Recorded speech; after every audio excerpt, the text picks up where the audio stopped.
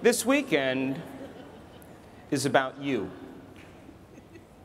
It's an opportunity for you to retreat from your lives for just a few days and to remove the constant stimulation in your external environment that reminds you of who you think you are as a personality. To separate yourself from the people you know and the places you go and the things that you do at the exact same time every single day. Long enough for you to be reminded of what you already know. And every time you learn something new, you make new connections in your brain. That's what learning is. Learning is forging new synaptic connections. And the Nobel Prize laureate Kandel in the year 2000 found that when people learn just one bit of information, they doubled the number of connections in their brain from 1,300 connections to 2,600 connections. Physical evidence as a result of their interaction in the environment, footprints of consciousness. But if they didn't review that information, if they didn't repeat it, if they didn't think about it, those circuits pruned apart within hours or days. So all of this information that you're learning, this philosophy, this theory, this intellectual data, this scientific, spiritual information, begins to change you on a physical level. But that information is for you to do something with it. Because when you apply it, when you personalize it, when you demonstrate it, when you initiate that philosophy, you're going to have to modify your behaviors in some way and do something differently. And if you can get your behaviors to match your intentions, you can get your actions equal to your thoughts. If you can get your mind and body working together, you're going to have a new experience. Now, when you're in the midst of an experience, all 5 senses plug you into the external environment. And as you're seeing, smelling, tasting, feeling, hearing, all of that information is rushing back to your brain. And jungles of neurons are organizing themselves into networks, enriching the philosophical information that you learned intellectually. The moment those neurons string into place, the brain makes a chemical. And that chemical is called a feeling or an emotion. And the moment you feel abundant, the moment you feel healthy, the moment you feel like a leader, the moment you feel like a patient parent, now you are teaching your body emotionally to understand what your mind is intellectually understood. And we can say that knowledge is for the mind and experience is for the body. And in that moment, you're embodying the truth of that philosophy, and you're literally signaling new genes in new ways and rewriting your biological program.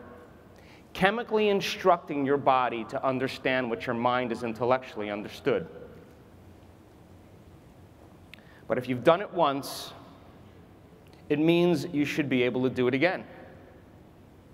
And if you can repeat any experience over and over again, you are going to neurochemically condition your mind and body to work as one.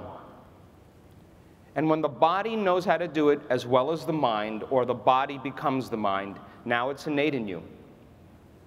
It's second nature. It's automatic. It's easy. It's who you are. In fact, you've practiced it so many times, you don't even have to consciously think about it. You know how to do it, but you don't know how you know how anymore. And it becomes like a subconscious computer program. Neurochemically memorizing an internal order that's greater than any condition in your external environment means you're beginning to master that philosophy.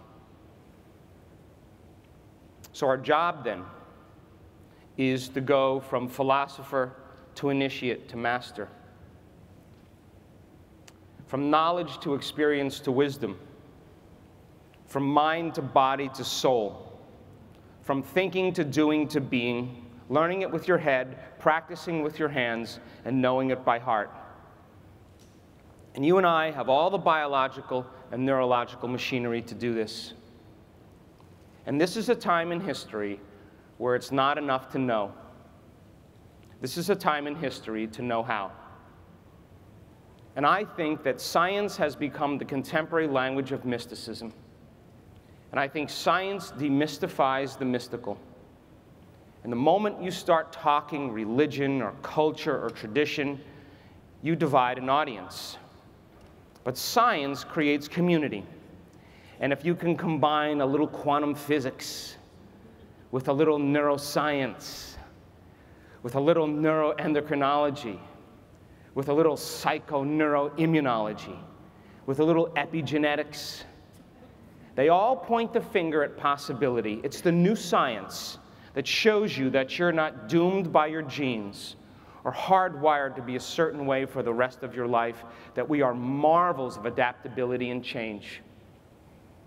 The problem is that most people wait for crisis or trauma or disease or diagnosis or tragedy or loss to finally make up their mind to change. And my message is, why wait? You can learn and change in a state of pain and suffering, or you can learn and change in a state of joy and inspiration. Which would you choose? So then, most people on some level believe that their thoughts have something to do with their destiny. Do you believe that? Raise your hand if you believe it. You do, yes? So here's my question. How many of you actually woke up this morning and consciously created a future?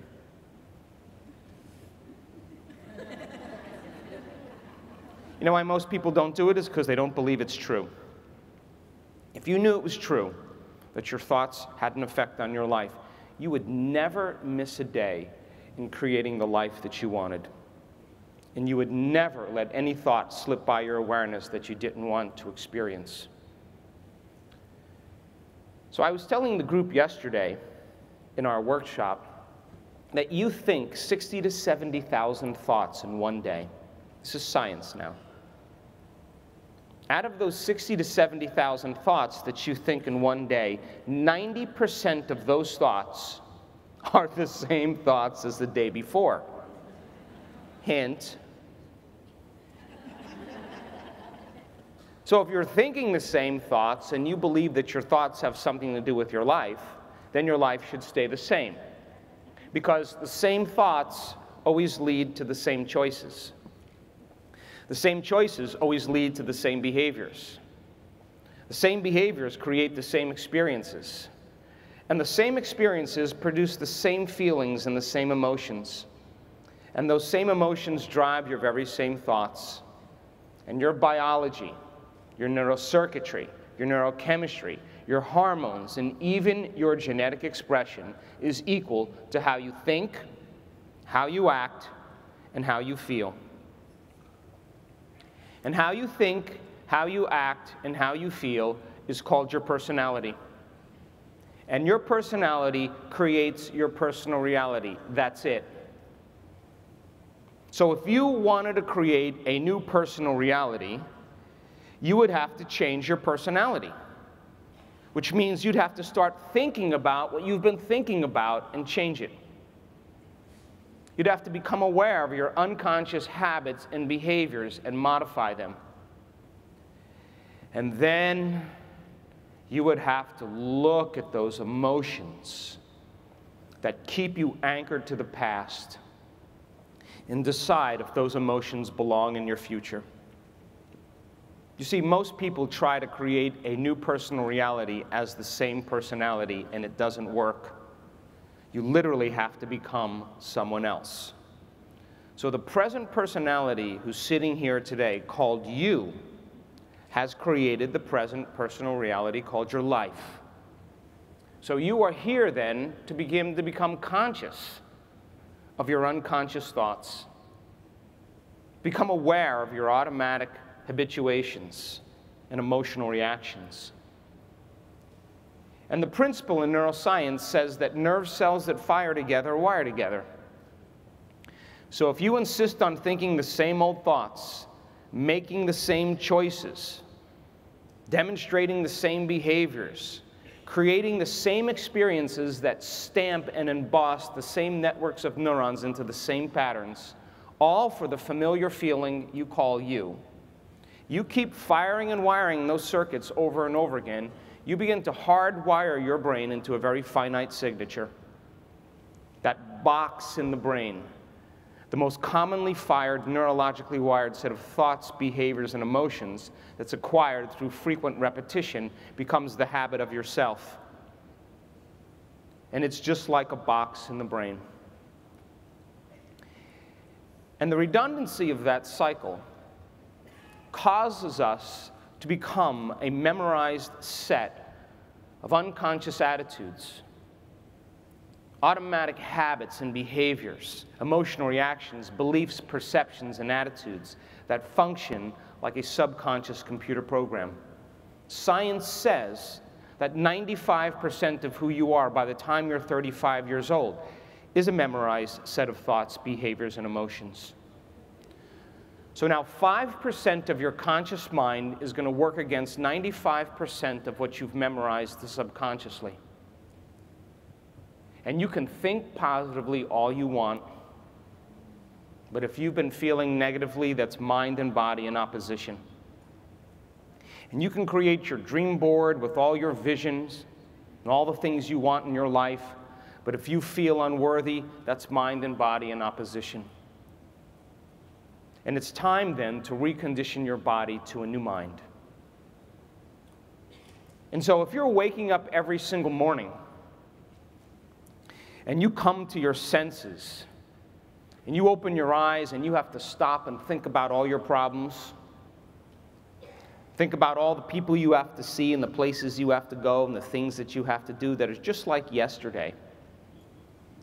And then you check your cell phone, you check your WhatsApp, you check your texts, you check your Instagram, you check your Facebook, you check your emails, you check the news, you do a little tweet. Now you're plugged into your identity. And then you go through a routine set of behaviors.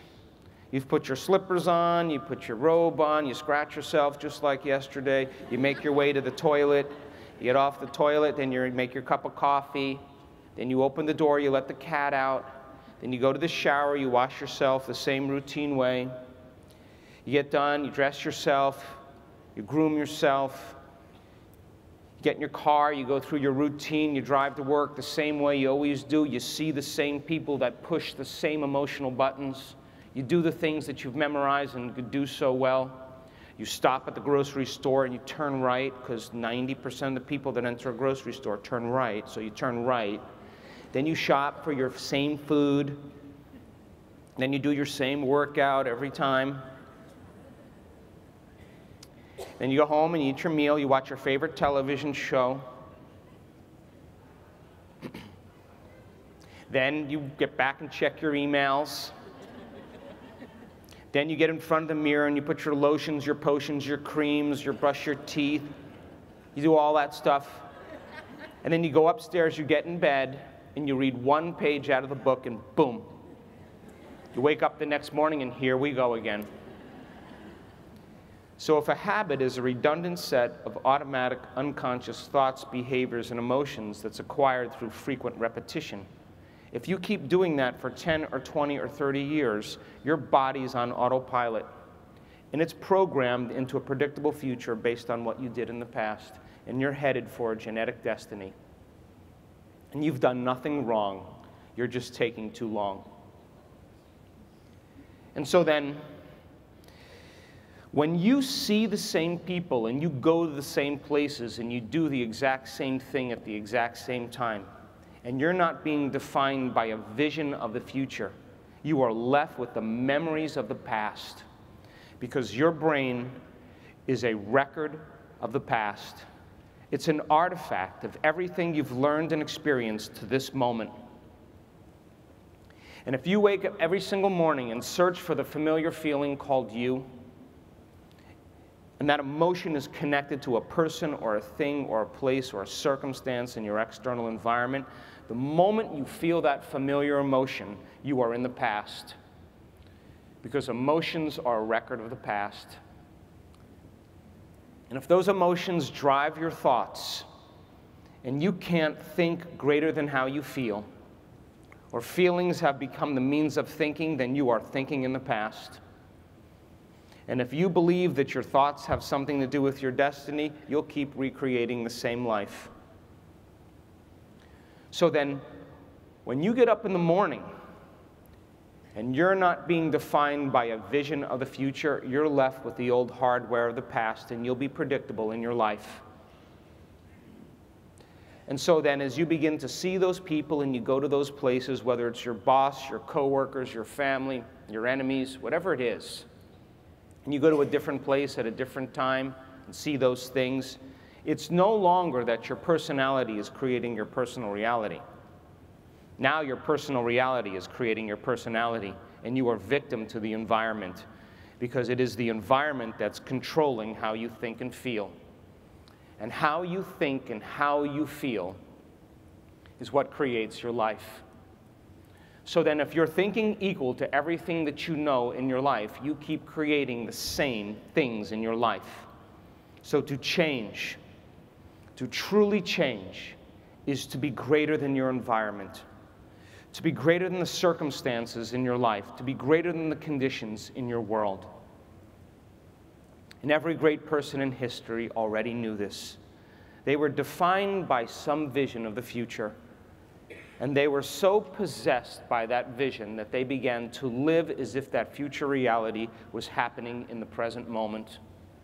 Couldn't see it, couldn't smell it, couldn't taste it, couldn't feel it, couldn't hear it, but to them it was alive in their mind. So the fundamental question then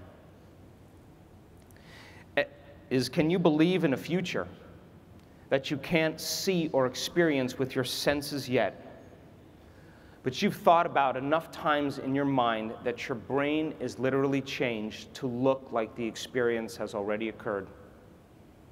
The latest research in neuroscience says it's absolutely possible. You can change your brain just by thinking. And can you pick a potential that already exists in the quantum field? And how many potentials exist in the quantum field? Hello? Infinite. A few? Poke the person next to you, please. Give them a little poke. So can you select a new potential that already exists in the quantum field, and can you begin to emotionally embrace that future reality before it's made manifest to such a degree that your body, as the unconscious mind, believes it's in that future reality in the present moment, and you're signaling new genes and new ways to change your body to look like the event has already occurred? Latest research in epigenetics says that's absolutely possible. Now think about this. If there's physical evidence in your brain and body to look like the event has already occurred, physical evidence to look like you've already experienced your future,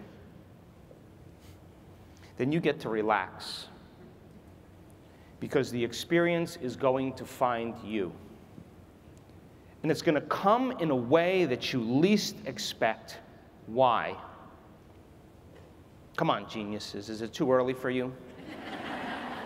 Because if you can expect it, it's nothing new. If you can predict it, it's the known. It's got to rock your world. It's got to catch you off guard, and it has to leave no doubt that what you did inside of you produced some effect outside of you. And when you can correlate the changes you made inside of you with the effect that you produced outside of you, you're going to pay attention to what you did, and you're going to do it again. And there isn't a person in this room that is so special to be excluded from that phenomenon, that we are all creators. So then, if your environment is controlling how you think and feel, because when you see that person, you have an experience of them already logged in your brain neurologically. You have a neurological network for your boss, for your coworkers, for your friends. And because you experience them, you also have an emotion attached to them. And most people use the conditions in their life to reaffirm their emotional addiction. And they need the bad job, they need the poor relationship, they need the difficult circumstances, because they need to feel those emotions. So then, think about this. Would you agree then that new thoughts should lead to new choices? Hello? New choices should lead to new behaviors. New behaviors should create new experiences. New experiences should create new feelings and new emotions. And those new emotions should inspire new thoughts, and that's called evolution, yes? Because as you add a new stitch into the three-dimensional tapestry of your gray matter, when you learn new information, and you begin to think about it, your brain is going to begin to fire in new sequences and new patterns and new combinations. Whenever you make your brain work differently, you're changing your mind, because mind is the brain in action. Mind is the brain at work. So the beauty behind all of this, then, is that you begin to learn this information this particular weekend. You are beginning to install the neurological hardware for yourself in preparation for an experience. And the more you can comprehend this information, and the more you begin to think about what you're going to do with it, the more you begin to become a practical person, practically applying this. So then, you can come to the Hay House conference, you can listen to all the speakers, you can take notes, you can buy the books, you can get the CDs and the downloads, and you can play them in your car on the way to work, and you can play them over and over again. And then you get to work, and you're like, you know what your problem is? You need to be a little bit more compassionate. And you over there, you need to forgive. And you know what? You need a little bit more emotional intelligence, and you need a guide to help you through all of that. And everybody is just mystified by the philosophy that's coming out of your mouth. And they start, knocking on your door. Excuse me, can you administer to me? I just need some help here. I think I can fit you in 30 minutes. Come back in 30 minutes. And you become the mystic of your department. And everything's going really well until it's time to go to the company Christmas party. And your best friend calls you up and she says, that person that threw you under the bus, that betrayed you, the one that talked about you and got the promotion instead of you, she's at the Christmas party. And all of a sudden, you sit down on your couch and you start thinking about ways to poison her. And then you think, I'll wait till she gets into the women's bathroom, I'll close the door, and then I'll stick her head in the toilet and ask her to change her mind. No, what I'm going to do is I'm going to embarrass her in front of everybody. And you start rehearsing this scene in your mind. And all of a sudden, you realize, oh my God, I went to the Hay House conference. Damn it. Now I got to do something here. And you sit down on the couch, and you begin to think about what you learned. And you say, oh my God, I got to remember to see myself in her. Oh, okay, let me just take a minute. Okay, I need to stay in the present moment. I need to see her best qualities, see myself in her. And as you begin to think about and recall that information, you begin to activate different networks of neurons in your brain. And something amazing happens if you do it properly. The next thing you know, you put yourself into a future scene. The next thing you know, you're rehearsing what you're going to do with that information. You begin to review it, plan your actions. And as you put yourself into the scene, into the equation, you begin to mentally rehearse your actions. The action of mental rehearsal begins to install the neurological hardware in your brain, so you are primed for the experience. You have the circuits in place to use when you get in that scene. And now your brain is no longer a record of the past. Now it's, in fact, a map to the future.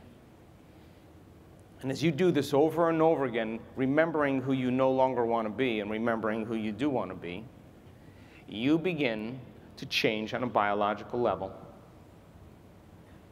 And if you do it properly and you get your behaviors to match your intentions and your actions equal to your thoughts, and you walk into that scene with your physical body and you would do exactly what the book said or the lecturer said, and you forgive that person, the side effect of that is you are going to feel love. You are going to feel compassion.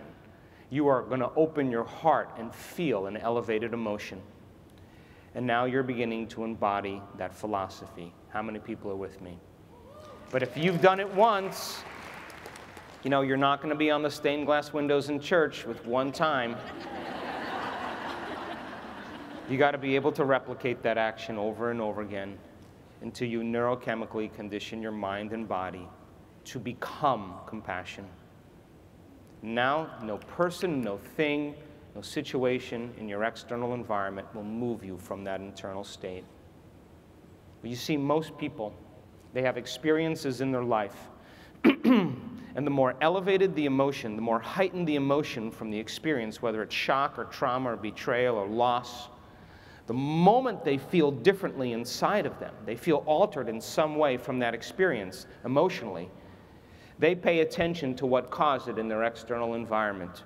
And the moment you feel different emotionally, you wake up, the brain takes a snapshot, and that's called a memory. And so then people then have experiences in their life that brand them neurologically and emotionally.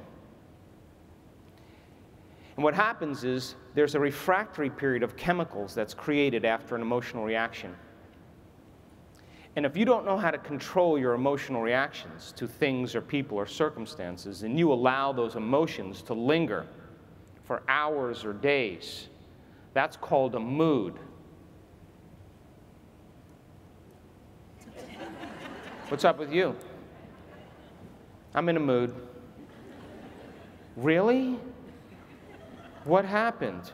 Oh, I'm so glad you asked. This thing happened to me 6 days ago, and I'm just having one long emotional reaction. And if you keep that same refractory period going on for weeks or months, that's called a temperament. Why is he so angry? I don't know. Let's ask him. What's up? Why are you so bitter? Well, this thing happened to me 9 months ago. And I'm memorizing my emotional reaction. And if you keep that same refractory period going on for years on end, that's called a personality trait. And people's personalities are defined by their past. And they wear their emotions on their sleeve because that's who they think they are. But those emotions are just residues from the past. And you can ask that person, why are you this way? And they'll tell you, I am this way because of this experience that happened to me 25 years ago. Which means from a biological standpoint, I haven't been able to change in the last 25 years because I was altered from that experience, and that became my identity. Are you with me still? Now, if those emotions are driving the person's thoughts, their fear, their unworthiness, their insecurity, their hatred, their prejudice, their envy, their jealousy, if those emotions are driving their thoughts and they're turning on different circuits in their brain that produce the same chemicals to feel more envy or jealousy or hatred, the moment they feel those emotions, it drives more thoughts, and they get caught in this loop of thinking and feeling and feeling and thinking. The redundancy of that cycle conditions the body to become the mind. And the body is the unconscious mind. It does not know the difference between an actual experience in your life that creates an emotion and an emotion that you create by thought alone. So when the person gets caught in the loop, the body, as the unconscious mind, is believing it's living in the same past experience 24 hours a day, 7 days a week, 365 days a year. To the body's being tormented because it believes it's in the same past experience all the time. And the repetition of that cycle keeps signaling the same gene in the same way. And sooner or later, the gene begins to wear out, and the body begins to break down. So if how you think and how you feel creates your state of being, that thoughts are the language of the brain, and feelings are the language of the body, and how you think and how you feel creates your state of being, then it would make sense that if you're thinking thoughts of self-depreciation, of unworthiness, and you begin to feel unworthy, The moment you feel unworthy, your brain is monitoring how the body's feeling. It's going to generate more corresponding thoughts equal to how you feel, which is going to make more chemicals for you to feel unworthy, and then you're going to think more unworthy thoughts. And you do that enough times, and someone's going to say to you, "What's wrong?" And you're going to say, "I am unworthy." And when you command "I am" as a statement, you are commanding your mind and body to a destiny.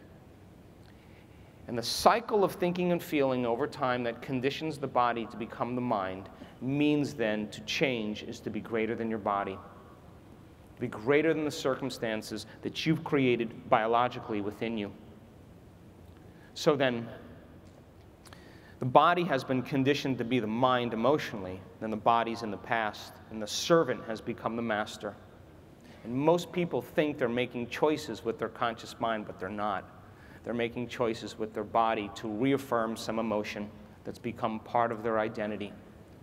And Scientific American, prestigious magazine, last year said that when you talk about your past, 50% of it isn't even the truth, that you make it up. That memory is creative. And people tell the story of their past, the narrative, just to create the emotions and fire and wire the same circuits so they can reaffirm their identity. So then, in order for you to change then, and become conscious of your unconscious thoughts, the moment you become aware of your automatic behaviors and emotions, and if you're observing them, it means you're no longer the program now, you're the consciousness observing that state of mind and body, and you begin to objectify your subjective self. And because of the size of the frontal lobe, the crowning achievement of the human being, 40% of your entire brain, you can begin to pay attention to who you've been and modify your behaviors to do a better job in life. And so then think about this. If you went to a wedding and you had 2 shots of tequila, just making this up, of course. And then, you had a little white wine and champagne. And then you sat down at dinner and you had 2 big glasses of red wine, and all of a sudden the music started playing and it was thumping. And you got out there and you did your thing, and you bit your bottom lip and you kicked your shoes off and you threw yourself around on the dance floor, and they were videotaping the wedding, and you went in there and bumped a little bit, and you did your whole thing, and then they posted the wedding on the internet, and you observed yourself. Do you think maybe the next time you might bring it in a little bit or become a little bit more aware of what you've done? That's called evolution. You can observe yourself in the same way. So then the moment you become conscious of those unconscious states of mind and body, now you know where you are and where you need to go. And crossing the river of change, going from the old self to the new self, the hardest part about change is not making the same choice as you did the day before. And the moment you say, "Oh my God, I've been a victim, I've been complaining and blaming and making excuses and feeling sorry for myself and talking about other people," and all of a sudden you observe yourself doing that, and you say, "Okay, I'm going to stop." And the first 2 hours of your day goes really well. But the body now has been conditioned to be the mind, and it's craving those chemicals of suffering because you've conditioned it that way. It's modified its receptor sites, and it's wanting that familiar feeling. And all of a sudden, you're not creating those thoughts, behaviors, and emotions, and you break that chemical continuity. And the body starts sending signals back to your brain, influencing your thoughts. And the next thing you know, you start to hear these voices in your head. It sounds something like this. "Why don't you start tomorrow? Tomorrow's such a better day. It's raining outside.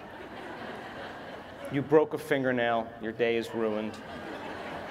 It's your mother's fault for sure. No, it's your ex-husband's fault. That's why you are this way. No, there's something wrong with me. I think there's maybe something wrong with me. I need to see a therapist. No, no, no, no. This doesn't feel right. What feels right is to suffer. And if you respond to that thought as if it's true, that thought will lead to the same choice, which will lead to the same behaviors, which will create the same experience, which will produce the same emotions, and then you'll say, this feels right. But in fact, it feels familiar. And the moment you decide to modify yourself and you make a different choice, you just stepped into that river. And get ready, because it's going to be uncomfortable. It's going to feel unfamiliar. There's going to be some uncertainty, and you're not going to be able to predict the next moment. And going from the old self to the new self and crossing that river, you are stepping into the unknown. You're stepping into that void. And that void is the biological, the neurological, the chemical, the hormonal, and the genetic death of the old self. And people say to me all the time, Dr. Joe, I'm in the unknown, I can't predict my future. And I always tell them the same thing. The best way to predict your future is to create it. Not from the known, but from the unknown. What thoughts do you want to fire and wire in your brain? What behaviors can you demonstrate in one day, in one lifetime? And can you begin to rehearse those behaviors and install the circuitry in your brain? That hardware, if you keep doing it, becomes a software program, and you'll begin to think within those circuits. Now, here's the most important part. Can you teach your body emotionally what that future will feel like ahead of the actual event? Now, to the materialist, they would say, well, why would I give thanks if it hasn't happened yet? Why would I feel this way if the experience hasn't occurred? But if the experience from the environment produces an emotion, and it's the environment that signals the gene, and you understand that when you create an elevated emotion with a clear intention, you're signaling the gene to make a new protein to prepare the body for the event, biologically, neurologically, energetically, then you won't wait for your wholeness, your healing, to feel wholeness. You won't wait for your abundance to feel wealth.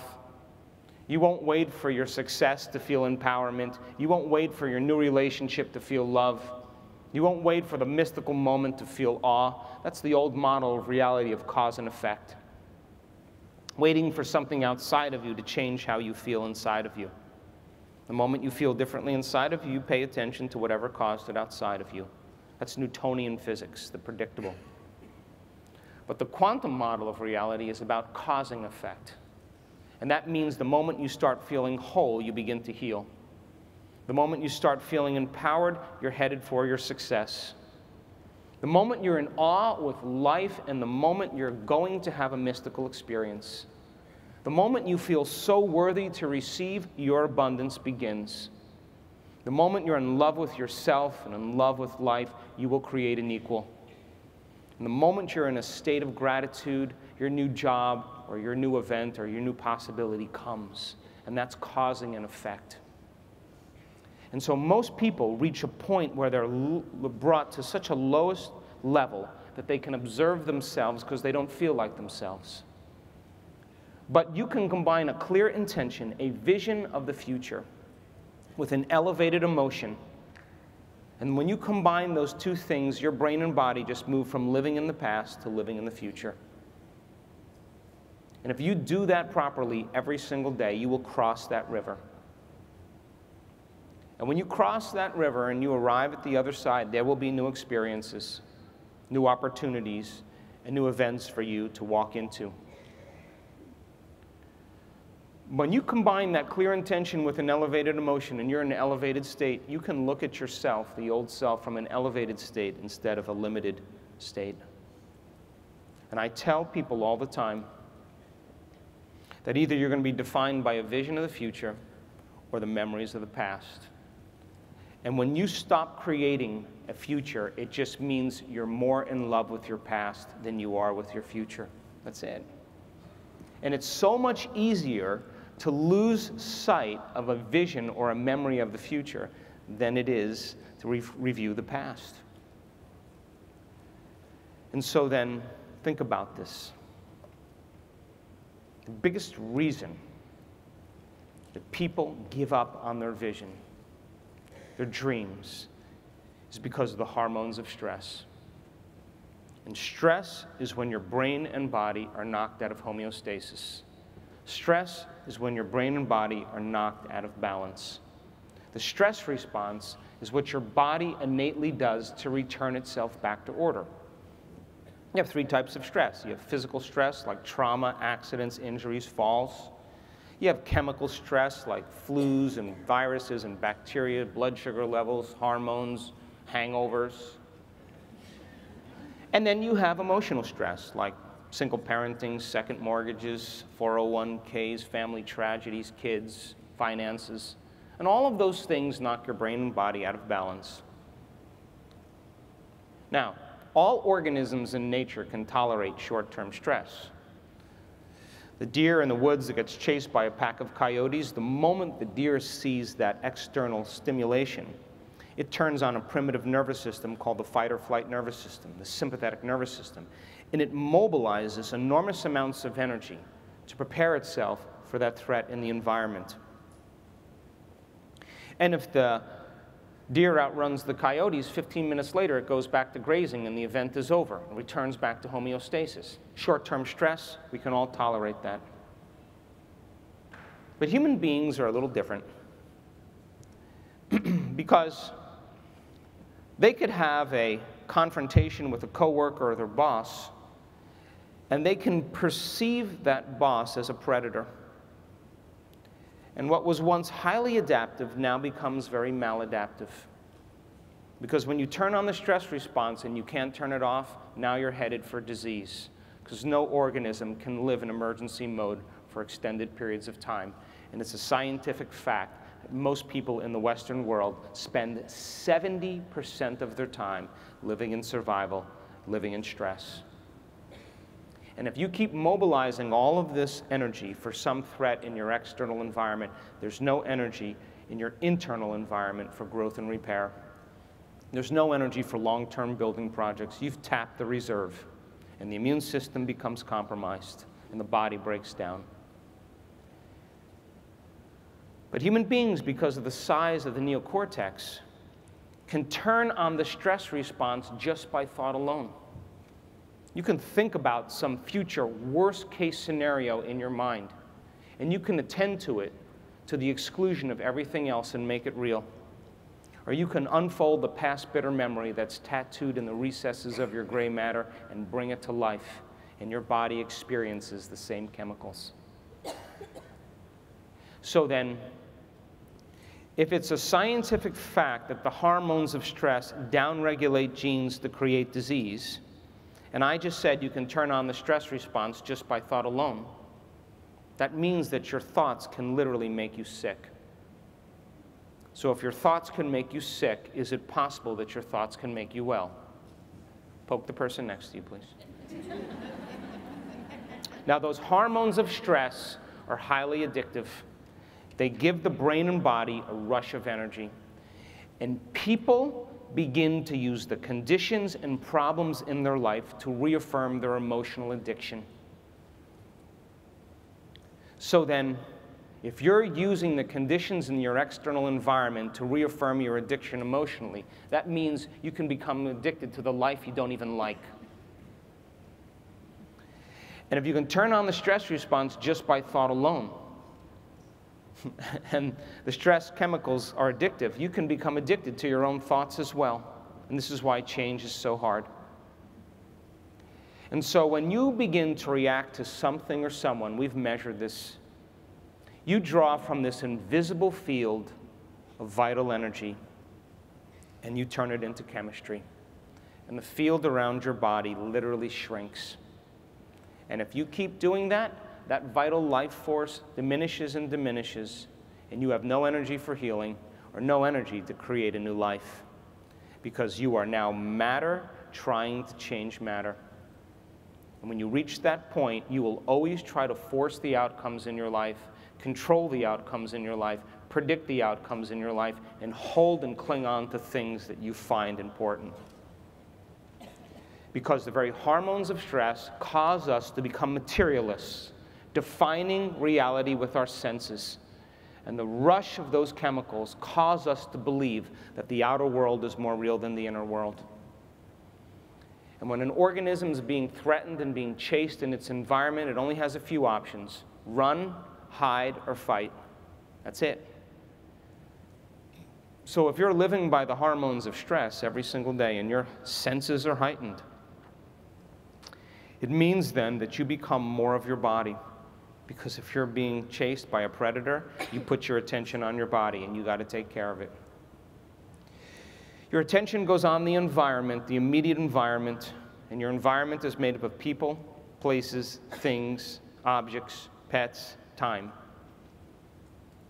And then, of course, you're thinking about time. Where am I going to go and how much time do I have to get there?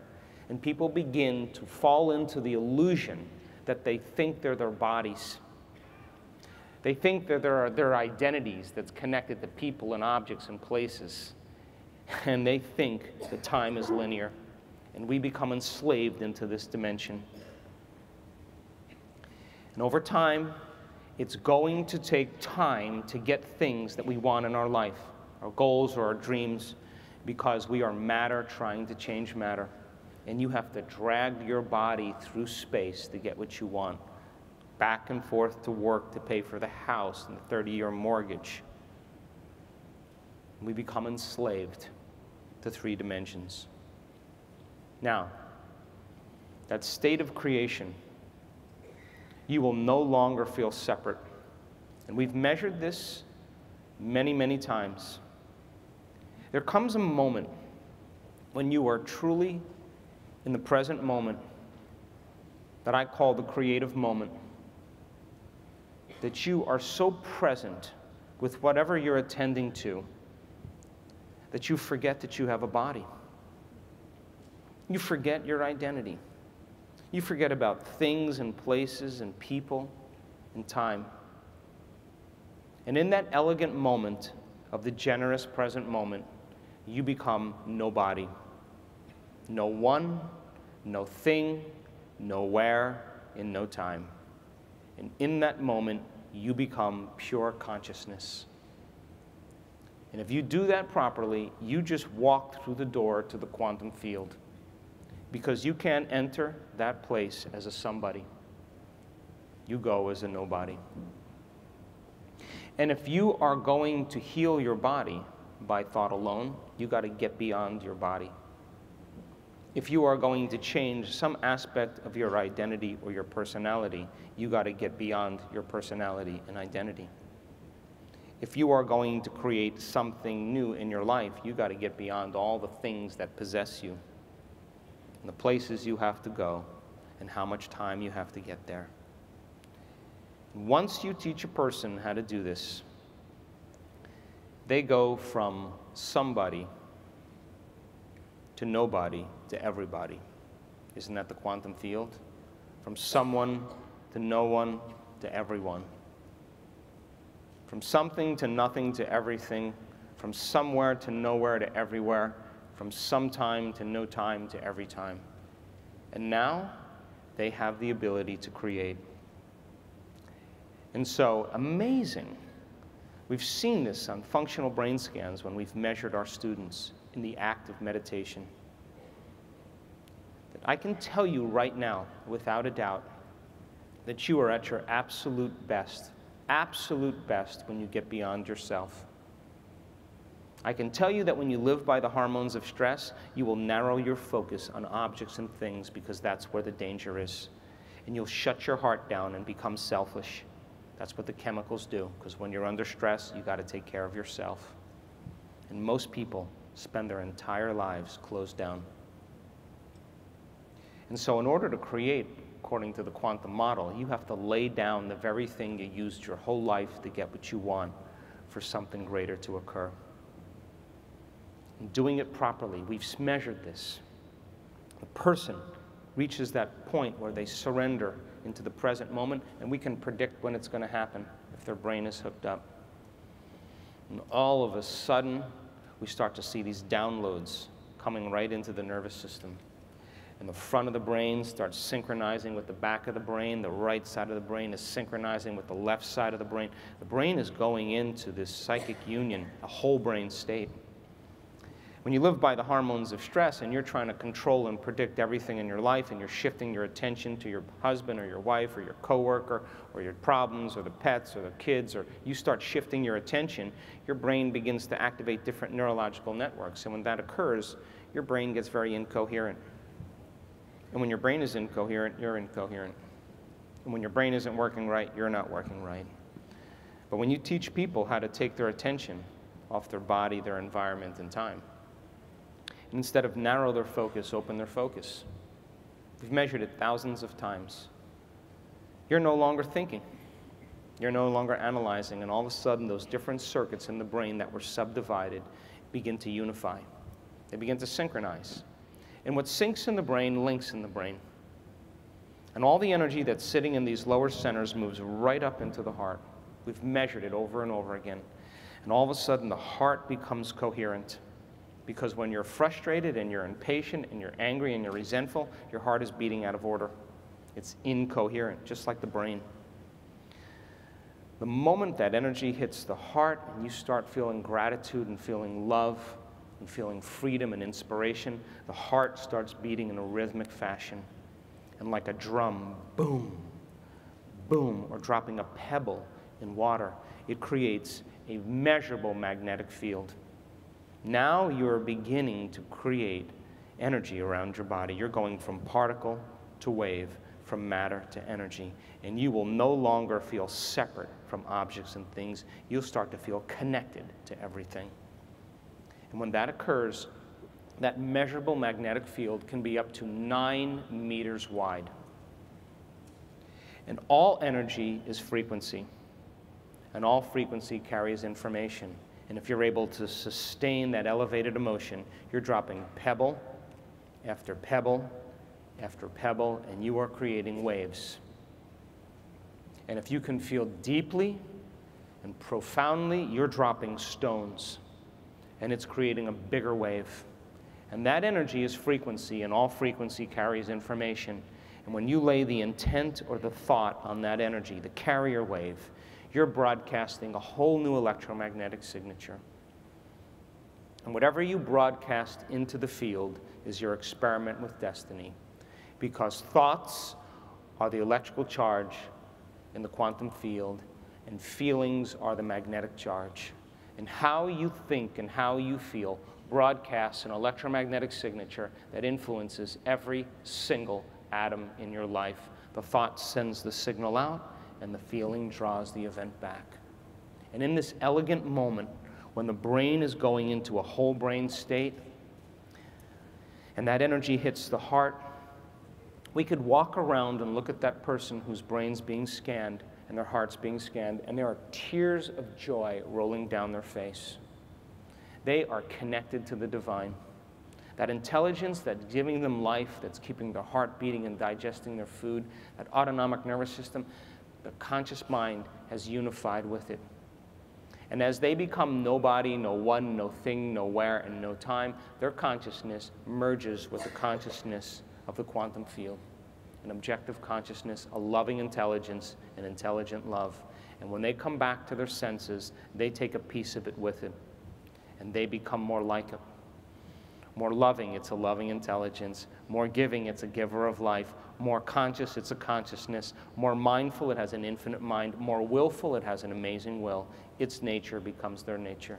Its mind becomes their mind. And they go from selfish to selfless because they feel so whole and so satisfied and so complete that it is impossible to want. How can you want when you're whole? And I call that the natural state of being. And that person is eclipsing with the divine. That self-organizing intelligence is moving through them. And it is the most familiar, unfamiliar feeling I've ever had in my life. And when you feel so whole that you no longer want anything, that's when the magic happens. Because you're no longer creating from polarity or duality or lack. You are it already. And that is our birthright. And all of a sudden now, the person takes their attention off the particle in quantum physics and puts it on the wave of possibility, and they begin to create. And they have a very clear intention because their brain is coherent. They combine it with an elevated emotion because energy moves into their heart, and we've measured it enough times. Their field around their body is broadened. We've seen it over and over again. If you have a community of 750 people in a room at an event and they're all doing it, the energy of the room goes up. We've measured that. We've measured the person's cortisol levels and their IgA levels. 120 people, they come to an event. We measure their stress hormones. As your stress hormones go up, your immune system goes down. So we measured IgA, immunoglobulin A, the primary defense against bacteria and viruses, better than any flu shot you'll ever take. And we said, okay, let's see what happens. We'll take a community of 120 people in this event, and we'll teach them how to open their heart and sustain gratitude and appreciation and care and kindness and love, just for 10 minutes, 2 or 3 times a day. Is it possible that their cortisol levels go down and their IgA levels go up? At the end of 5 days, their cortisol levels dropped 3 standard deviations, scientific history. Their IgA levels went from 51.5 to 83. Scientific history. They began to upregulate new genes in 5 days. They weren't a Buddhist monk. They weren't a nun with 40 years of devotion. They weren't a Kabbalistic rabbi. They weren't an academic. They weren't a scholar. They were a common person just like you. 10 minutes of gratitude every day is better than any flu shot. I measured it. So then when you begin to piece this together and realize that you have within your reach all the tools to begin to create the life you want, and you take time out of your busy life just for a period of time every single day to become familiar with your unconscious thoughts, become aware of your automatic behaviors, and notice and become conscious of your emotional states, that is exactly what the word meditation means, to become familiar with. And as you begin to think about a better way to think, and you fire and wire those circuits in your brain, and you begin to plan and rehearse how you're going to act in one day, one lifetime, if you do that properly, you begin to install the neurological hardware. And then the hardware over time becomes a software program. It'll begin to become familiar and easier for you. And if you can cultivate an elevated emotion every single day and keep combining it with a clear intention, sooner or later that elevated emotion is going to begin to become familiar to you. So the process of change is unlearning and relearning. It's breaking the habit of the old self and reinventing a new self. It's pruning synaptic connections in neuroscience and sprouting new connections. It's unfiring and unwiring and refiring and rewiring. It's unmemorizing emotions that are stored in your body and then reconditioning your body to a new mind and to a new emotion. It's deprogramming and reprogramming. It's losing your mind and creating a new one. It's changing your energy from the familiar past into an energy of a new future. And common people around the world are beginning to do this. And so I want to close by saying there's a concept in science that I love. It's called emergence. You ever see a group of birds all turning in the same direction in a big flock? I was just in Austin, Texas, and under this bridge, every night at sunset comes billions of bats, and they fly along the river for miles, all in this pattern. Or you see a group of fish all turning at the same time. That concept is called emergence. And in biology, when you study it, everybody thinks that there's some leader that all the other organisms are following, that it's like a top-down phenomenon. Turns out there's no leader. It's actually a bottom-up phenomenon. They're all leading. They're all connected as one mind, the one level of consciousness, and they're all behaving in the same way. Think about this. You and I have a stigma in our mind that if you lead with too much passion in your life, you're going to get it in the end. Whether you're Martin Luther King or John Lennon or Abraham Lincoln or Mahatma Gandhi, Joan of Arc, people don't want to live for the truth anymore because they're afraid they may have to die for it. But what if everybody's leading? Can't just take out everybody now, can you? The coming of this age is that a new consciousness has to emerge, and that you are the person that you're waiting for. And that if you're working on your fear and your anxiety, and someone else is working on their anger and bitterness, and everybody's overcoming themselves, and they're going from a limited state of consciousness to an elevated state of consciousness, and we're all behaving in altruistic ways, we create a new consciousness, and that new species of human beings emerges. We took a community of 750 people, and we had them elevate their energy. We had 70 people in the front row wearing heart rate monitors. And all they did in the front row was receive. Everybody else in the room sent the intent on that elevated emotion for the greatest good of those people wearing heart rate monitors. And 90% of those people all went into heart coherence at the exact same time, the exact same meditation, the exact same day. You see, we are bound by an invisible field of energy that creates community. And it's those elevated emotions of gratitude and love that unifies us. And everything in the world is reminding us to become separate and selfish, causing us to feel lack and unworthy, prejudice or competitive. But when you overcome those emotional states that keep you anchored to the past, the side effect of that is called wisdom. And I can tell you from experience, when the unseen, when the magic starts happening in your life, and things start appearing out of nowhere because you created them from nowhere, where something appears out of nothing because you created it from nothing, and when it happens in no time because you created it in no time, and you say to yourself, is this odd or is it God? You will look back at your entire life and you will not want to change one thing in your past because it brought you to that present moment. And that's the moment the past no longer exists. And the emotion from that experience should inspire you to create your next experience. And that's called evolution. Thanks for listening.